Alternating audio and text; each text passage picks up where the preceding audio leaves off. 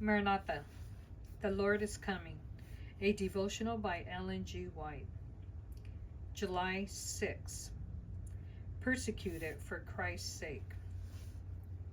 All that will live godly in Christ Jesus shall suffer persecution.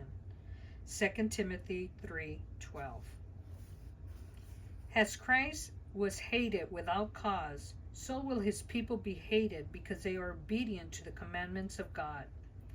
If he who was pure, holy, and undefiled, who did good and only good in our world, was treated as a base criminal and condemned to death, his disciples must expect but similar treatment, however faultless may be their life and blameless their character.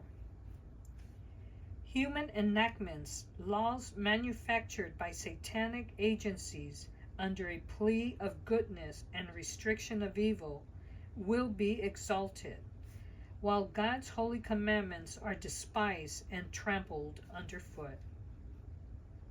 And all who prove their loyalty by obedience to the law of Jehovah must be prepared to be arrested, to be brought before councils that have not for their standard the high and holy law of God. Those who live during the last days of this earth's history will know what it means to be persecuted for the truth's sake. In the courts, injustice will prevail. The judges will refuse to listen to the reason of those who are loyal to the commandments of God, because they know that arguments in favor of the fourth commandment are unanswerable. They will say, "We have a law, and by our law he ought to die." God's law is nothing to them. Our law with them is supreme. Those who respect this human law will be favored, but those who will not bow to the idol Sabbath will have no favor shown them.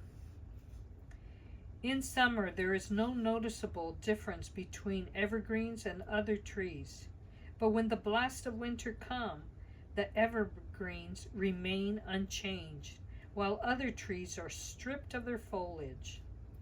So the false-hearted professor may not be distinguished from the real Christian, but the time is just upon us when the difference will be apparent.